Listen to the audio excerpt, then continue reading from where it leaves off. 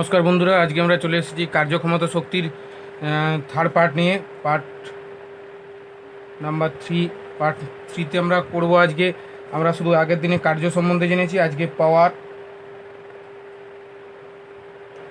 ক্ষমতা সম্বন্ধে জানবো। না, ক্ষমতাটা কি? আমাদের ক্ষমতাটা হচ্ছে আমাদের এই যে কার্য করছি, ক্ষমতা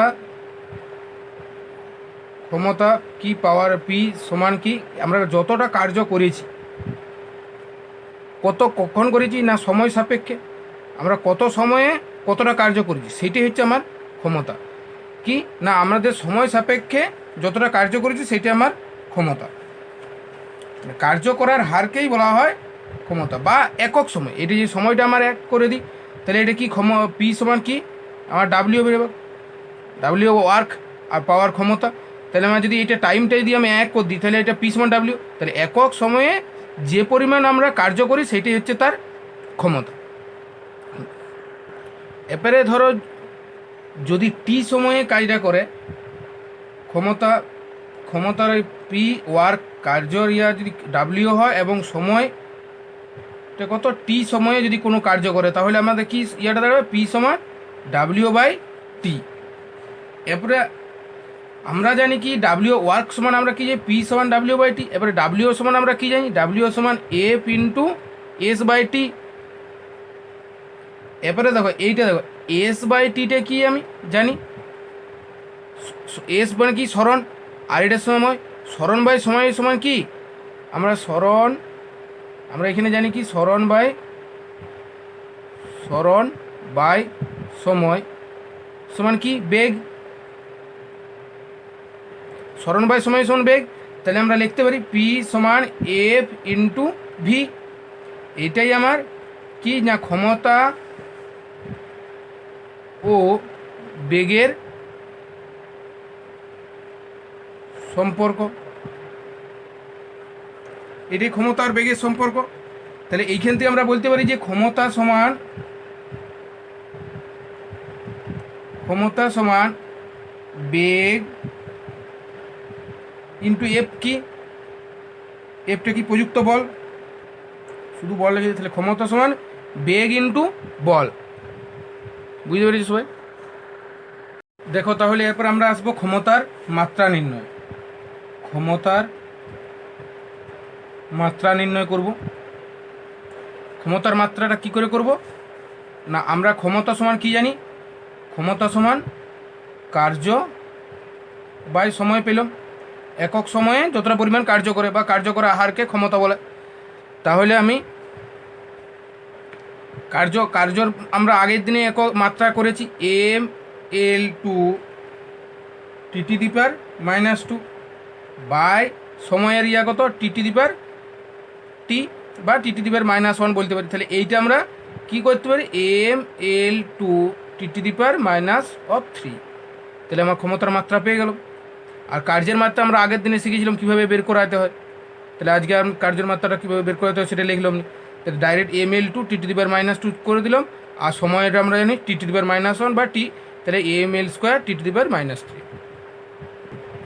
দেখো এরপরে আমরা আসবো ক্ষমতার একক। সব এইখান থেকে আমাদের আসবো, এইটার থেকে আমরা সব পাবো একক। কি প্রথমে সিজিএসে করবি, কার্যের সিজিএস একক কি না, কার্যের সিজিএস একক আর্গ আমরা আগেই জেনেছি, আর্গ। আর সময়ের একক সেকেন্ড। তাহলে এইটাই আমার একক, আর্গ পার সেকেন্ড। এটাই আমার একক। আর এটাই আমরা এসআই পদ্ধতি করলে কি না, জুল পার সেকেন্ড। এইটাকেই আমরা জুল পার সেকেন্ডটাকে পরে আমরা বা এখানে আমরা করবো ওয়াটে আসবো। জুল পার সেকেন্ড মানেই ওয়াট। দেখো এইখানে আমরা কি 1 জুল পার সেকেন্ড, তাহলে হলো আমাদের কি এখানে 1 ওয়াট মানেই 1 জুল পার সেকেন্ড। তার মানে আমরা কি 1 জুল মানে কত, আমরা আগে করেছি 10⁷ আর্গ, 10⁷ আর্গ পার সেকেন্ড। আর একটা আছে আমাদের 1 কিলোওয়াট। কিলোওয়াট সমান কত করবো, তাহলে 10⁻, একের গায়ে 3টা শূন্য বা 10⁻³ ওয়াট। আর 1 যদি মেগাওয়াট বলি, 1 মেগাওয়াট মানে কত, 10⁻⁶ ওয়াট। এবারে আমরা আসবো কি না, একেবারে এক ওয়াট বলতে আমরা কি বুঝি, এক ওয়াট বলতে কি বুঝি না, আমরা কি জানি যে সূত্রটা কি জানি যে পি সমান ডাব্লিউ বাই টি। এটা কি আমরা এসআই, এখানে কি আছে, এটা এটা এসআই পদ্ধতিতে আছে। তাহলে এসআই পদ্ধতি ইয়া কি joule per second, joule per, তাহলে আমার এক সেকেন্ডে 1 জুল কার্য করে যে এর উপরটা কার্য করার ক্ষমতাকেই 1 ওয়াট বলে। বুঝতে পারছো, 1 সেকেন্ডে 1 জুল কার্য করছে এসআই, তাহলে সেটা আমার 1 ওয়াট। আর তাহলে 1 আর্গ পার সেকেন্ড বলতে কি বুঝি না, 1 সেকেন্ডে 1 আর্গ কার্য করছে, 1 সেকেন্ডে 1 আর্গ কার্য করার ক্ষমতাকে বলে 1 আর্গ পার সেকেন্ড। আরেকটা আছে কি 1 হর্স পাওয়ার। হর্স পাওয়ার কি না, 1 সেকেন্ডে কতটা কাজ করবে না, 550 ফুট পাউন্ড। 1 সেকেন্ডে কত, 550 ফুট পাউন্ড কার্য করার ক্ষমতাকেই কি বলে 1 হর্স পাওয়ার। বুঝতে পেরেছো, এই হর্স পাওয়ার ক্ষেত্রে 550 ফুট পাউন্ড কাজ করে, 1 সেকেন্ডে 550 ফুট পাউন্ড কাজ করে, সেটাকে বলা হচ্ছে 1 হর্স পাওয়ার। আবার এইখানে আরেকটা আছে কি 1 ওয়াট, আমরা যেটা বললাম 1 সেকেন্ডে 1 জুল কার্য করার ক্ষমতাকে বলা হচ্ছে 1 ওয়াট। কিন্তু এটা 1 জুলের জায়গায় 1 জুল সমান, আমরা আগের বারে পড়লাম যে 1 জুল সমান কত, 1 জুল সমান 10⁻7 আর্গ। তাহলে এইটাও বলতে 1 সেকেন্ডে সিজিএসে যদি বলি 10⁻7 আর্গ কার্য করার ক্ষমতাকে 1 ওয়াট বল। এরপর থেকে এখানে আমরা আসবো ওয়াট আর হর্স পাওয়ারের ক্ষমতাটা সম্পর্কটা নির্ণয় করব। তাহলে আমি কি বললাম যে 1 সেকেন্ডে 550 পাউন্ড কার্য করার ক্ষমতাকে কি 1 হর্স পাওয়ার বলে। তাহলে 1 HP সমান কত না, 1 সেকেন্ডে কত 550 ফুট পাউন্ড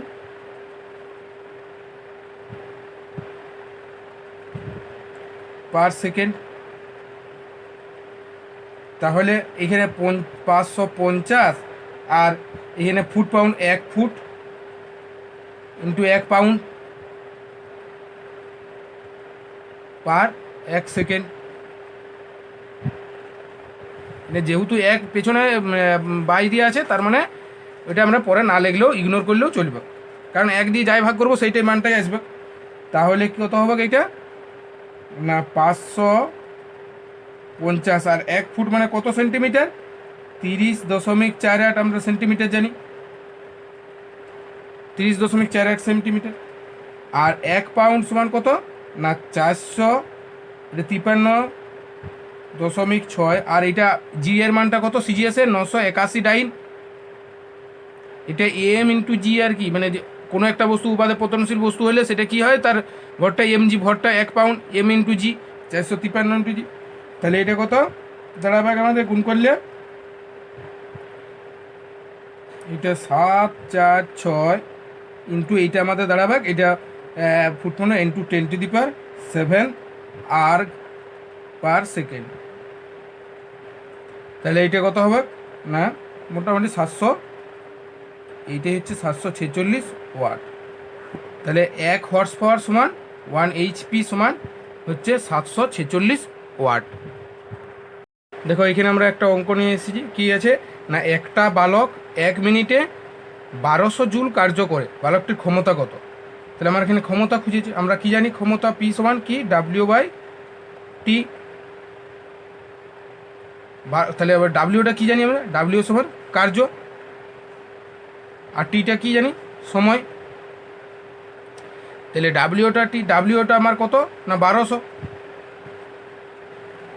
আর টিটা কত 1 মিনিট আমরা সময়। তাহলে 1 মিনিট সমান আমরা কি জানি, 1 মিনিট সমান 1 মিনিট সমান আমরা কি জানি না 60 সেকেন্ড। তাহলে 1200/60, তাহলে আমার কত দাঁড়াবে, তাহলে কত 20 কত জুল আছে। তাহলে ক্ষমতার একক কি এসআই পদ্ধতিতে ওয়াটও লিখতে পারি বা জুল পার সেকেন্ডও লিখতে পারি বা ওয়াট। এখানে আমাদের আরেকটা সমস্যা আছে, কীরকম না 50 কেজি ভরের এক বালক 5 সেকেন্ডে একটা সিঁড়ির 20টি ধাপ উঠল। প্রতিটি ধাপের উচ্চতা 30 সেন্টিমিটার হলে বালকটির কত ক্ষমতা? তাহলে আমরা কি জানি না ক্ষমতা পি সমান কি ডাব্লিউ বাই টি, আমরা যেটুকু জানি সেটা করি। তারপরে এখানে আমরা দেখি 50 কেজি ভর, মানে এমটা আমার দেওয়া আছে 50 কেজি, আর প্রতি 5 সেকেন্ডে একটা সিঁড়ির 20টা ধাপ, টিটা দেওয়া আছে 5 সেকেন্ড টিটা, আর 20টি ধাপের প্রতিটি ধাপের উচ্চতা 30 সেন্টিমিটার। তাহলে এটা আমার দেওয়া আছে। তাহলে আমার এখানে ডাব্লিউ সমান কি জানি, ডাব্লিউ সমান আমরা কি জানি, ডাব্লিউ সমান এফ ইন্টু এস। এস কি সরণ, সরণ মানে কত এখানে আমার, সরণ মানে 20টি ধাপের উচ্চতা যতটা আমার উঠেছি ততটাই। তাহলে সরণ এস সমান আমরা এখানে বের করলি, সরণ এস সমান 20টি ধাপ 20 ইন্টু কত 30 সেন্টিমিটার করে। এটা কিন্তু আমার সিজিএসে করছে, সিজিএসে। তাহলে কত 600 সেন্টিমিটার। তাহলে এলে আমার সব এলে সব আমার এসআই আছে। তাহলে আমি এখান থেকে 6 মিটার, তাহলে আমার এখানে এসটা আমি পেয়ে গেলাম 6 মিটার। এবার আমাকে তাহলে কী করতে হবে, এফ সমান কী জানি আমি, এফ সমান এম ইন্টু এ মানে ত্বরণ, বা এখানে আমরা কি করব, যেহেতু আমরা উপর দিকে আছি তাহলে এটা আমরা অভিকর্ষ ত্বরণ মানে এম জি, আর সরণ। তাহলে এমটা আমার দেওয়া আছে 50 কেজি, আর জিটা আমার কত, আমরা এসআই ওকে করছি, তার মানে এটা 9.8, আর সরণটা আমি কত পেলাম 6 তাহলে এটা আমার কত 6 5 30, 300 ইন্টু 9.8। তাহলে আমার এটা কত দাঁড়াবে, 3 8 24 4, দুটো শূন্য আগে দিয়ে দিই, 2 3 27 দিয়ে 29, এত কি জুল। আমার এটা ডাব্লিউটার মান বেরাইলো 2940 জুল নাকি। এবার আমার ক্ষমতা পি সমান কি না ডাব্লিউ বাই টি আমরা জানি,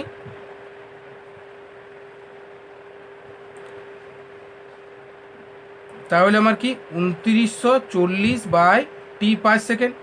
তাহলে আমার এটা কত দাঁড়াবে, হ্যাঁ 5 5 25, 5 8 40, 5 8 40, 588 ওয়াট।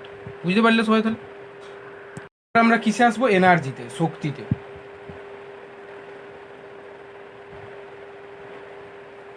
শক্তিটা তাহলে আমাদের কি জিনিস না, আমার এখানে একটা বল আছে, ধরো কোনো একটা বস্তু আছে, এখানে বস্তুটা কি বিপরীত দিকে কি করছে, ঘর্ষণ বল। আমার সেইটা অতিক্রম, এইটাকে আমি বল প্রয়োগ করেছি, এখানে আমার একটা শক্তি প্রয়োগ করেছি। শক্তি প্রয়োগ করার ফলে আমার কি হয়েছে, এখানে আমার ওয়ার্ক করেছে, কার্য করেছে। কি হয়েছে, বল, এখানে আমরা শক্তি প্রয়োগ করার জন্য এখানে বল প্রয়োগ হয়েছে, যাতে এই বাধাটা অতিক্রম করে এইখানকে আমার আসতে পারে। বল প্রয়োগ করার পরে এখানে আমার স্মরণটা হয়, যাতে বস্তুটা আমার এখানে আসে। তাহলে আমার কার্য করার একটা শক্তি প্রয়োগ করেছি মানেই সেই বস্তুটা কার্য করার সামর্থ্য লাভ করছে, বা এই বস্তুর মধ্যে একটা শক্তির সঞ্চার হলেই বস্তুটা এইখান থেকে এইখানকে আসবে, মানে একটা কার্য করবে। তাহলে কি বলবো না, কার্য করার এনার্জি মানে কি না, কার্য করার সামর্থ্যকেই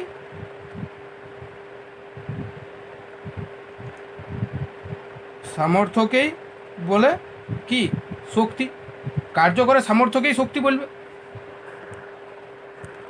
তাহলে আমাদের কি দাঁড়াচ্ছে না, কোনো একটা বস্তু মোট যে পরিমাণ কার্য করে, এই বস্তুটা যে পরিমাণ কার্য করে সেইটাই তার শক্তি। তাহলে ওয়ার্ক আর এনার্জি ইকুয়াল, যে পরিমাণ কার্য করে সেটাই তার শক্তি, বা তার তাহলে যে রাশিটাও একই হবে, একই রাশিটাও একই, কার্য আর শক্তি তাহলে রাশি একই হয়ে গেল। আর তাহলে নিশ্চয়ই একক, রাশি যদি এক হয় তাহলে এককও একই হবে। তার মানে কার্য আর শক্তি কী, কার্য আমাদের কী রাশি, তাহলে বলেছিলাম এটা স্কেলার রাশি, তাহলে শক্তিও একটা স্কেলার রাশি। এরপরে শক্তি আমাদের অনেক রকম আছে। প্রথমত শক্তি আমাদের কী আছে, যান্ত্রিক শক্তি, যান্ত্রিক মেনলি আমাদের যান্ত্রিক শক্তি নিয়ে আমরা মেকানিক্যাল এনার্জি নিয়েই পড়বো। আলোক শক্তি আছে, যান্ত্রিক শক্তি, আলোক শক্তি, চৌম্বক শক্তি, তাপ শক্তি, তড়িৎ শক্তি, পারমাণবিক শক্তি, বিভিন্ন রকম শক্তি আছে, কিন্তু আমাদের বিষয় হচ্ছে আমাদের মেনলি যান্ত্রিক শক্তি নিয়েই আমরা এই অধ্যায়টা আমরা করব। তাহলে আমরা আসবো কি না যান্ত্রিক শক্তিটা কি না যান্ত্রিক শক্তিটা আমাদের হচ্ছে না কোনো একটা বস্তু আছে, সেই বস্তুটার কি এই বস্তুটা যে তার গতির জন্যে মেন হচ্ছে গতি, বা কি না তার এই কোনো একটা বস্তুটা তার কী অবস্থানে আছে, এক হচ্ছে গতি, দুই কি অবস্থান, তিন কি আকৃতি, কোথায় কোন অবস্থানে আছে, আর আকৃতিটাও তার কেমন। হ্যাঁ, তাহলে আবার কখনো এই তিনটাও একসঙ্গে হতে পারে। তাহলে এক গতি, দুই অবস্থান, তিন আকৃতি, আবার তিনটা একসঙ্গে একই কারণে কী হবে, যে কার্য করতে সক্ষম হবে বা যে কার্য করার সামর্থ্যটা অর্জন করবে সেইটাকে আমরা কি বলবো, যান্ত্রিক শক্তি। কি বললাম না কোনো একটা বস্তু যদি গতি বা তার অবস্থান বা তার আকৃতি বা কখনো তিনটার অবস্থানে তিনটার জন্যেই কি করবে, কোনো একটা বস্তু তার শক্তিটা অর্জন করবে, কার্য করার জন্য একটা শক্তি ও সঞ্চার হবে, সেটি হচ্ছে তার যান্ত্রিক শক্তি। এবারে যান্ত্রিক শক্তি আমাদের দু রকম আছে। যান্ত্রিক শক্তি আমাদের কি না দুটার হচ্ছে, একটা হচ্ছে কাইনেটিক মানে গতিশক্তি, আর একটা কি পোটেনশিয়াল মানে হচ্ছে স্থিতিশক্তি। গতিশক্তি এটা কাইনেটিক আর এটা পোটেনশিয়াল। এবারে আমরা তাহলে কি করব, গতিশক্তিটা সম্বন্ধে আমরা জানবো না। গতিশক্তিটা কি, গতিশক্তি যে কোনো একটা বস্তু আছে, একটা এই বস্তু বা কোনো ট্রাক বা কোনো গাড়ি, বড় গাড়ি ধরো, তাহলে প্রথমে কী করছিল, গতিশীল এই অবস্থায় তারা সে গতিশীল হচ্ছিল। তাহলে এই গতিশীল অবস্থাকে একটা যাচ্ছিল, গতিতে যাচ্ছিল, সেই গতিটা গাড়িটা যাচ্ছিল। এবার সেই গাড়িটাকে থামানোর জন্য যে একটা বল প্রয়োগ করতে হবে বা এই গাড়িটা যাচ্ছিল, এবার গাড়িটা থেমে যাওয়া আগে পর্যন্ত এর বিরুদ্ধে কি করবে, এর বিরুদ্ধে একটা বল কাজ করবে। যে এই যে এর বিরুদ্ধে বল কাজ করার জন্য একটা যে শক্তির সঞ্চার হয়, সেইটাই হচ্ছে আমাদের যে কার্য করতে হচ্ছে বা একটা শক্তি হচ্ছে, সেইটাই হচ্ছে আমাদের গতিশক্তির পরিমাণ। বুঝতে পারলে সই তো? তাহলে কি বললাম, যে ধরো এইখানে আমি একটা কোনো গাড়ি যাচ্ছে, তাহলে গাড়িটা যাওয়ার জন্য একটা গতিশীল অবস্থায় আছে। তাহলে গতিশীল হওয়ার জন্য এর বাইরে পেছন দিকে একটা আমাকে বল ক্রিয়া করতে হচ্ছে। তাহলে এই গাড়িটা থেমে যাওয়ার আগে পর্যন্ত একটা প্রযুক্ত বলের বিরুদ্ধে একটা বল কাজ করছে। তাহলে এই বলের বিরুদ্ধে যে কাজ করছে, তাহলে এই বলটা কাজ করার জন্য একটা শক্তির সঞ্চার হয়েছে। এই একটা শক্তির সঞ্চার হয়েছে বলে এইটা বলটা কাজ করছে, তারপরে গাড়িটা এসে থামাচ্ছে। তাহলে এইটা একটা কি আমাদের এটা গতিশক্তি হচ্ছে। এবারে দেখো গতিশক্তির পরিমাপটা আমরা নির্ণয় করব। গতিশক্তির পরিমাপ না কীভাবে নির্ণয় করব, আমার একটা কি এই বস্তুটা আমার এটা এম ভরের বস্তু, ভরটা কত, তাহলে ভরটা আমার এম ভরের বস্তুটা কি ইউ বেগে প্রাথমিক বেগ ইউ নিয়ে চলছিল। এবারে সেখানে আমরা কি করছি না চলছিল, তাহলে আমি একে ব্রেক কষে থামাচ্ছি। তাহলে ব্রেক কষা থামানোর জন্য কি আমাদের কি এর বলের বিরুদ্ধে আমরা কি একটা কাজ করতে হচ্ছে, এ বল প্রয়োগ করছি বা প্রযুক্ত বল প্রয়োগ করছে।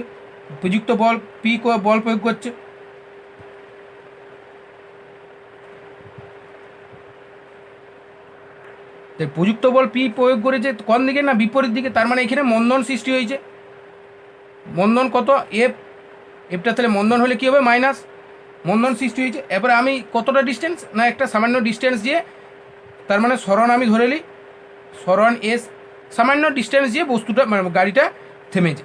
প্রযুক্ত বল এখানে এম ভরের একটা বস্তু ইউ প্রাথমিক বেগে যাচ্ছিল, এখানে ব্রেক কষেছে, ব্রেক কষার জন্য আমাদের একটা প্রযুক্ত বল পেছন দিকে একটা বল পি প্রয়োগ হয়েছে, তার ফলে একটা মন্দন সৃষ্টি হয়েছে বিপরীত দিকে, তার জন্য এখানে কিছুটা যেয়ে এখানে থেমে গেছে। এটি আমাদের মেন প্রশ্ন।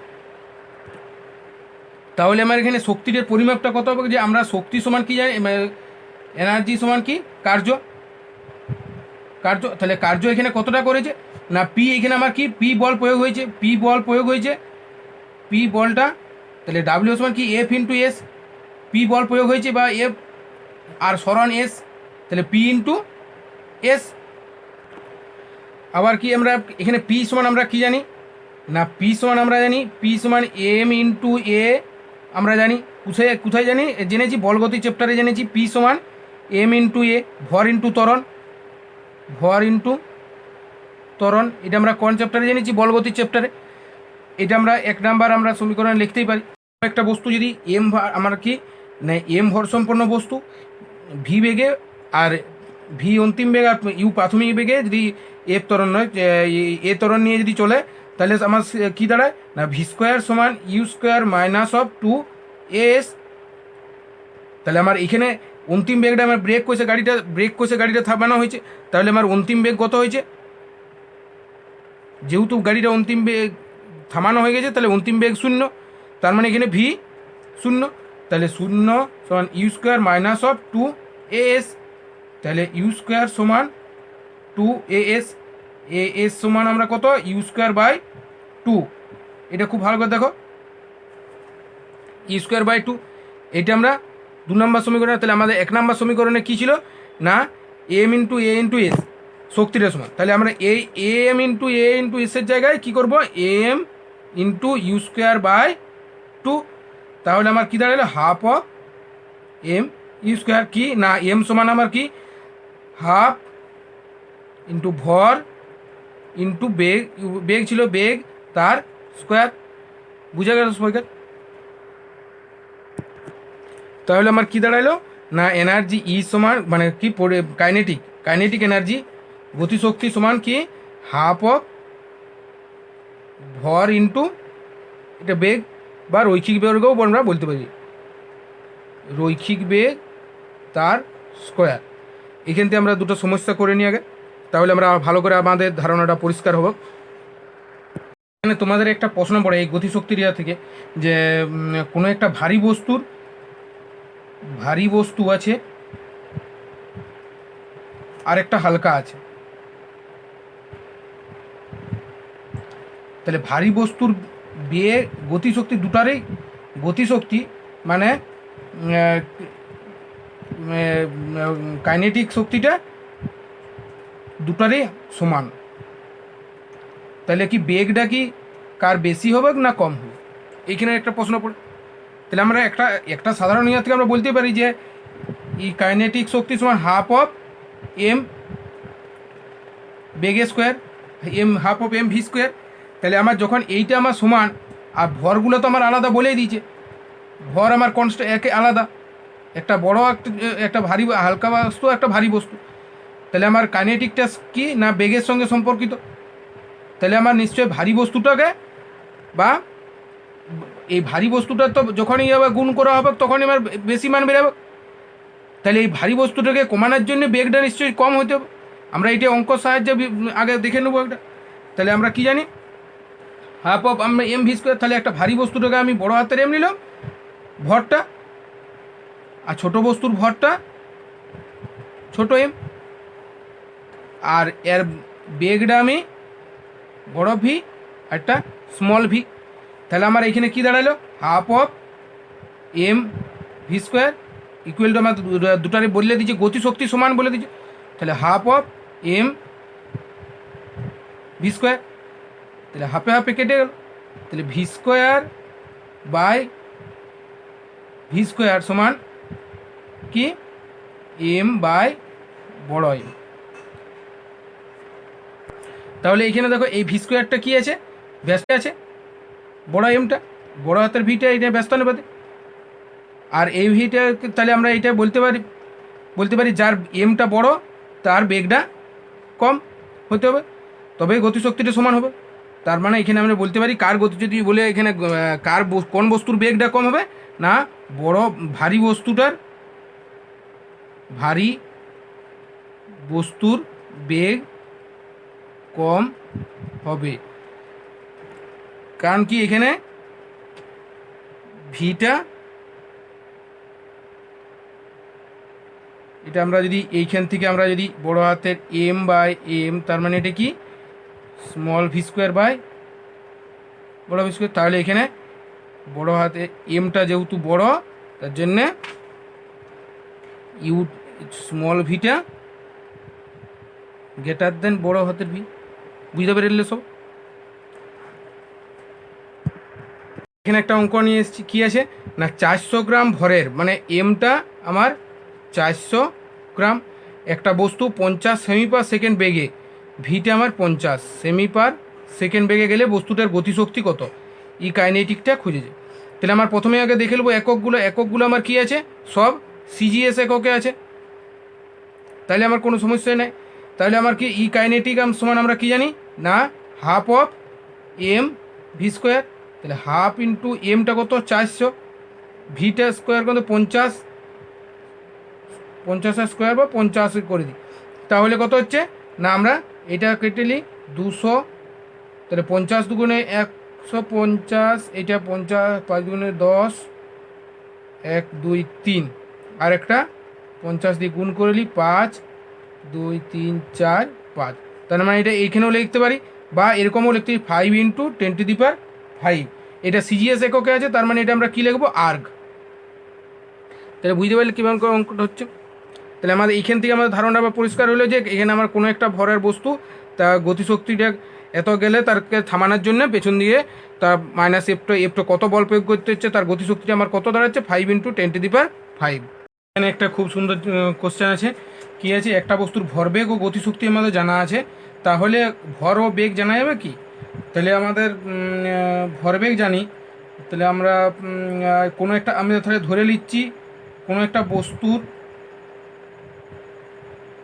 ভর এম যদি হয় আর বেগ ভি হয়, তাহলে ভরবেগ সমান কি, ভরবেগ পি আমরা জানি, ভরবেগ পি সমান কি না এম ভি, আর কি গতিশক্তি ই কাইনেটিক সমান আমরা জানি half of M V square. M V square তাহলে আমরা দুটোকে ইয়া করবো, তাহলে এই ভরবেগটাকে যদি আমি উভয়কে বর্গ করি, এইটাকে 1 নম্বর সমীকরণকে